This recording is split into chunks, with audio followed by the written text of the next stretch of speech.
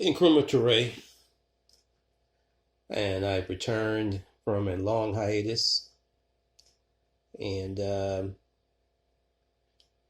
been very busy, but back to make a continuing contribution on this platform.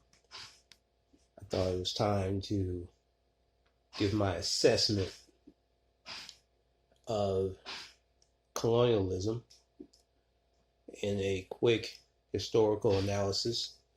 And this, is, of course, is my opinion of how it occurred, and to cover some impactful factors that must, I feel, be fully grasped in order to effect a solution. Of course, understanding that it's mainly against exploitation and poverty that our peoples revolt. So it's really of the utmost importance if we try to set out a strategy to improve our lot on this earth. We have to understand the strategy of imperialism in clear and concise terms. And what I have found over the years of studying this subject is two factors in imperialist strategy that tends to show itself every time I study it, and I study it with different sources. The first one, it's a means used by monopolists to ensure the continued economic exploitation of territories beyond its border, meaning the USA or European countries. In order for them to maintain world hegemony, it's very clear to me that they must maintain economic exploitation of territories beyond their borders. And in part, this explains what imperialism is. The second one is the nature of the attempts made to destroy liberation movements that are built to deliberately reverse the exploitative efforts and the deplorable conditions resulting from that exploitation. You see? So this has to be fully understood to have a strong analysis of the problem. Of course, the components of strategies that imperialism has, once we understand those, as I said earlier, I'll say it again, we can be in a strong position to effect a correct strategy in terms of our own actual situation, to prove victorious in our own objectives. Let me just cover this. I'm going to give a brief historical analysis of the conditions and result of some decisions that had to be made to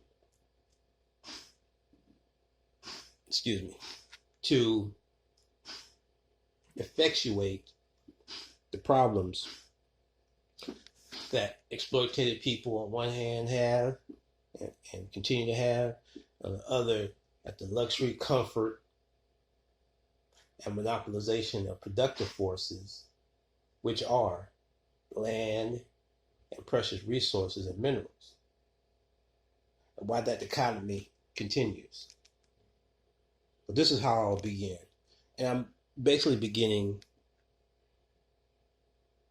around the Second World War on, because that's really the age of collective imperialism that I'm covering here in this historical analysis that I'm submitting to you. So, before the Second World War, the earth, all of it, This includes the old Union of Soviet Socialist Republic and China, etc. They were divided into two blocks, essentially.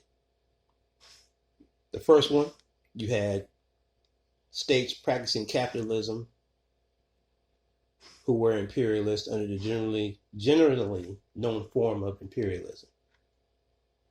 Two, colonial territories, which fed the economies of these capitalist bloc nation states. And let me just say parenthetically, the Latin American territories had, at that particular point in time, already passed from status of Spanish, quote unquote, Spanish and Portuguese colonies to that of neo-colonies. That's something I can get into at another time, but I thought I'd throw it in now because it's very, very important to understand the balance of forces. However, if we fast forward a little bit after the Second World War, what we'll find is serious economic, social, and political tensions arose in both of those spheres I just mentioned. This is the first one, the tensions now. Inside the capitalist states, you had workers' organizations that had become comparatively strong and experienced and made claims for the working class for a more substantial share of the wealth produced by these economies. And so the demand of this could no longer be ignored internally. But the necessity to concede had become all the more imperative since the countries of Europe, their system, which is really the same capitalist world system, it had seriously been shaken up by war, the near Holocaust, which normally marks the experience of these major wars. And the second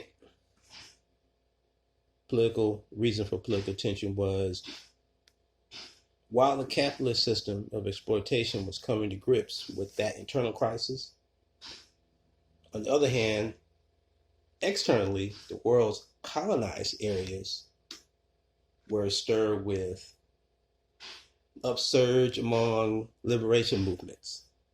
Now, here again, it's very interesting. These demands here could no longer be cast aside or ignored. And this is especially because they were channeled through irresistible mass movements. You see, Africans had come to realize that their liberation had come with the indispensable component of unity, something that a lot of blacks here find very, very hard to understand. For instance, two just off the top of my head as I'm speaking, very substantial in terms of the revolutionary movement for national liberation with the intention to move toward, now I'm talking about Africa still, continental unification. The first two nations that were liberated was Ghana, led by the Convention's People's Party in 1957. 1958, liberation came to Guinea, led by Sekou Touré, president, under the auspices of the Democratic Party of Guinea, known as the PDG. And also, let me add certain other areas briefly. An example we see in Vietnam, Kenya,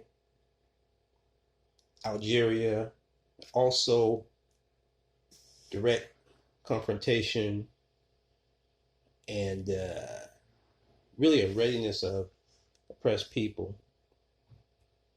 They were implementing their claims of liberation.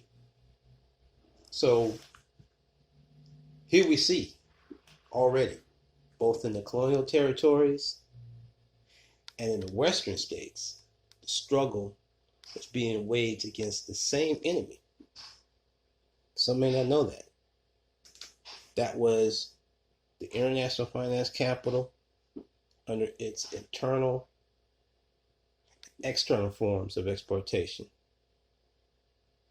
Capitalism inside the nation state and imperialism beyond its borders. So we can see that the West was threatened with disintegration by what I consider a double-fisted attack of the working class movement on one hand and the liberation movement on the other, internal and external. However, these Western states had to launch a series of reforms on both ends in order to build a protective armor around the inner workings of the system. Let me get into that real quick. They had to do this to avoid an internal breakdown of the system under the pressure of the workers' protest movement in the United States.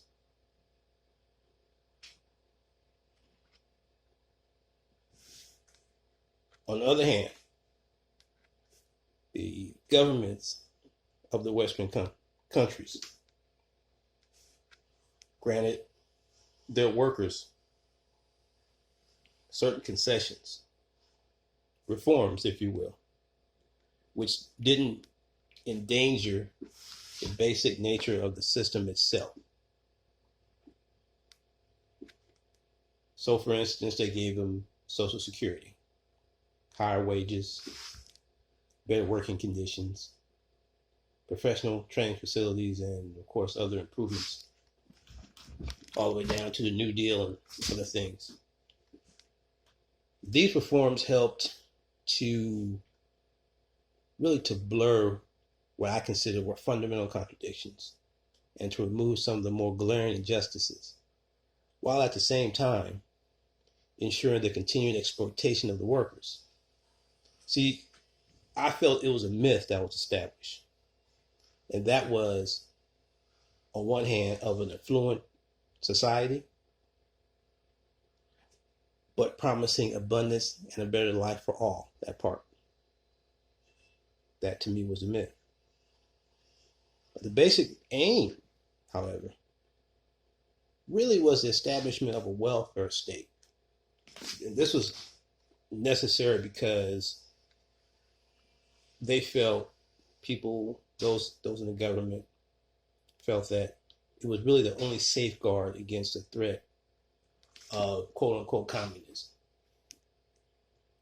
But the problem was to find a way to avoid sacrificing the all-important principle of profits for the owing minority, but also to find the money needed to finance the welfare state. So imagine with me, if you will, the internal pressure of the capitalist states to strengthen workers' organizations.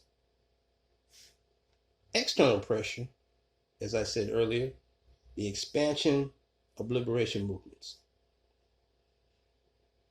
What you got out of that internally within the West was the welfare state, but you also had fascism as well. Externally, through the expansion of the liberation movements, that struggle became two types of independence basically for African nations. You had genuinely independent states, but then also you had those that were also puppet